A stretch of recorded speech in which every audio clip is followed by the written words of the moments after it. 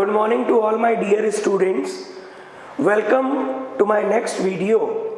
और आज का वीडियो मैं उन बच्चों के लिए बनाने जा रहा हूँ कि जो 26 जुलाई नीट के लिए जी जान से लगे हुए थे और उनका कहना था हमारी प्रिपरेशन पूरी हो चुकी है और अब सर ज़्यादा पढ़ाई कर रहे हैं तो फ्रस्ट्रेशन आ रहा है और लगता है सब कुछ आने लग गया है, मार्क्स भी ठीक आ जाते हैं।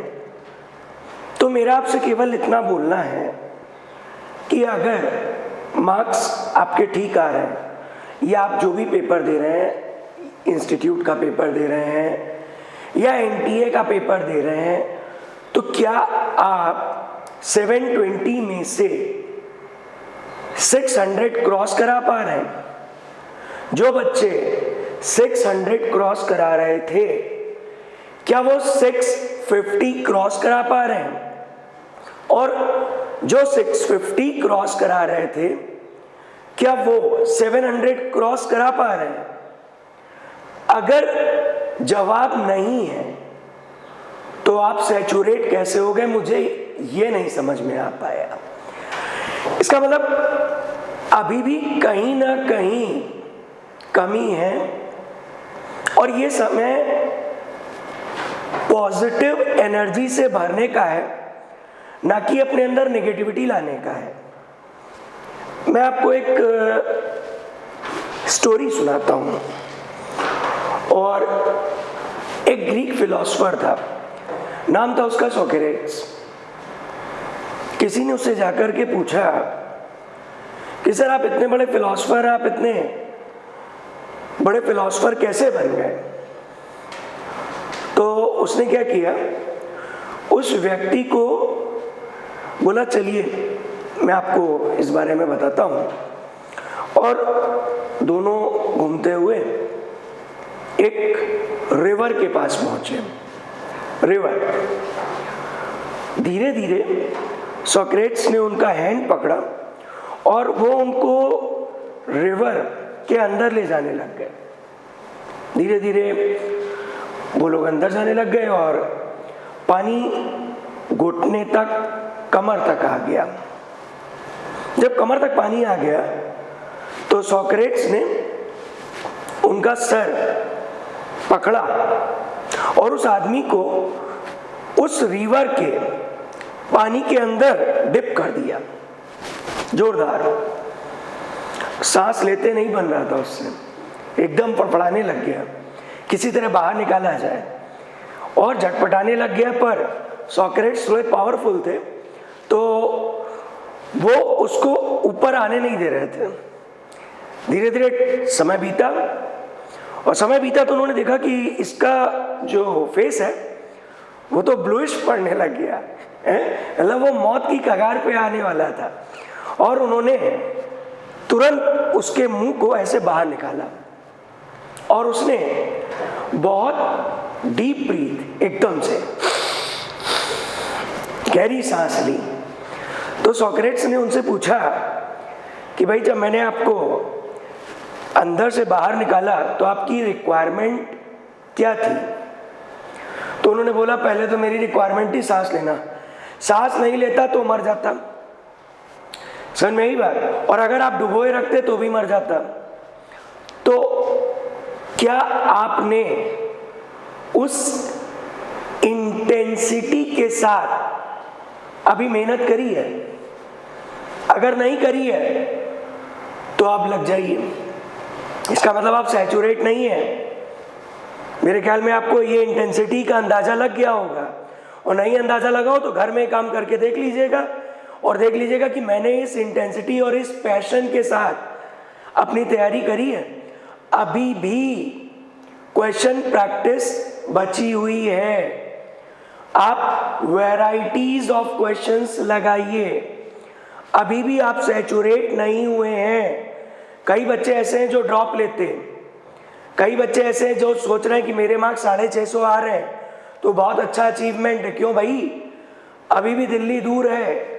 मेरा उनसे यही कहना है कि अभी भी अपने आप को सुपर इंटेलिजेंट समझने की ज़रूरत नहीं है, और हार्ड वर्क के साथ लगे रहना है। आप देखिए मैंने पीछे क्या लिखा है, इंटेलिजेंस में fail but hard work never fails.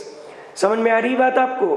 तो अभी भी आपको अपनी वो इंटेंसिटी डेवलप करनी है। आप छोड़ दीजिए कि पेपर कब होगा, मैं कहता हूं कि दिसंबर में होगा। जो बच्चे 500 ला रहे थे, अगर अभी एग्जामिनेशन हो जाता, आपके मार्क्स 510 हो जाते, आपका एडमिशन नहीं होता, तो क्या आप ड्रॉप लेके पढ़ाई नहीं करते? तो भगवान ने आपको अपॉर्चुनिटी दी है, इस अपॉर्चुनिटी का बेहतरीन फायदा उठाइए। मेरी बात आपको समझ में आ रही होगी। सबसे पहले उठते ही भगवान का, ईश्वर का शुक्र किया करिए कि प्रभु आपने मुझे इतनी अच्छी बॉडी दी, इतना अच्छा ब्रेन दिया, तो मुझे ये पोटेंशियल भी दीजिए कि मैं और वर्कआउट कर सकूं।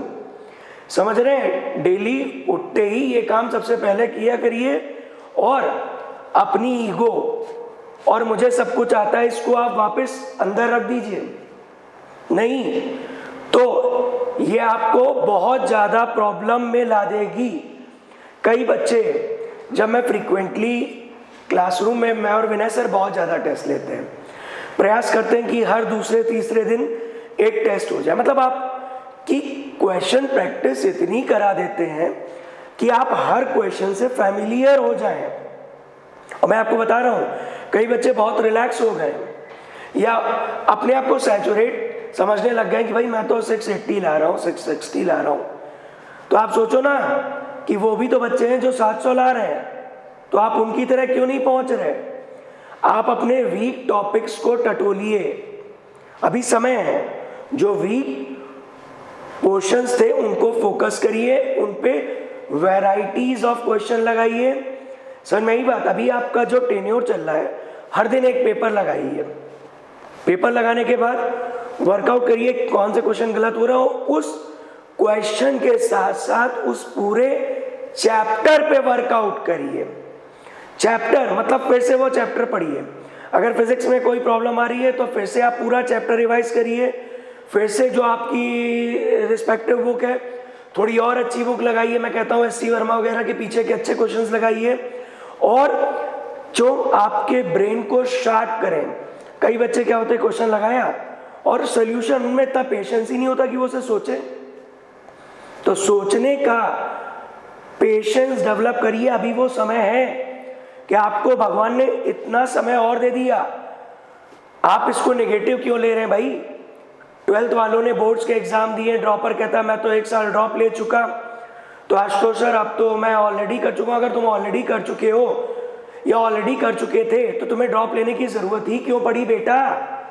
इसका मतलब अभी सैचुरेशन नहीं आया है, और अगर सैचुरेशन आ गया तो जो एनटीए पेपर दे रहा है, क्या आप उसमें 680 690 अचीव कर रहे हो? अगर जवाब नहीं है तो कहां से आप सैचुरेट हो गए? सैचुरेशन नहीं आया है, इसलिए ओवर कॉन्फिडेंस को बंद करिए और प्रैक्टिस, क्वेश्चन प्रैक्टिस और ज़्यादा करिए। फिर से एनसीईआरटी टेक्स्ट बुक को रिवाइज करिए, नए क्वेश्चंस ज़्यादा डेविएट नहीं होइए, पर फिजिक्स वगैरह के, केमिस्ट्री वगैरह के कुछ नए क्वेश्चंस ट्राई करिए। ज़्यादा नए नहीं, मतलब वैरायटी ऑफ क्वेश्चंस। मतलब अगर उसी का इजी लेवल आप देख चुके हो, थोड़ा सा टफ लेवल पे चले जाइए और अपनी सोच को डेवलप करिए। जब आप एग्जामिनेशन सेंटर में बैठोगे, एग्जाम दोगे, तो वहाँ पर केवल 2 ही चीज़ें कैलकुलेट होती हैं, आपकी नॉलेज, आपकी स्पीड। आपकी नॉलेज, आपकी स्पीड, अगर इन दोनों में से एक भी चीज इफेक्ट हो गई तो आपका सिलेक्शन नहीं होगा। आप लिख के रख लीजिए। नॉलेज आपके पास पर्याप्त होनी चाहिए, तो इस समय नॉलेज भंडार के रूप में और अचीव करिए, और अचीव करिए, और डेली लिमिटेड टाइम में स्पीड को मेंटेन करिए।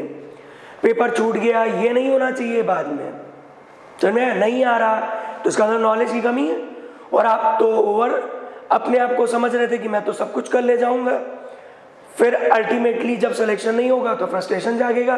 तो अभी जो ये कोरोना का टेन्योर चल रहा है, आप इसको समझ लीजिए कि भगवान ने ऐसा कर दिया है कि आपको एक डेफिनेट टाइम इंटरवल मिल गया अपने आप को प्रूफ करने का।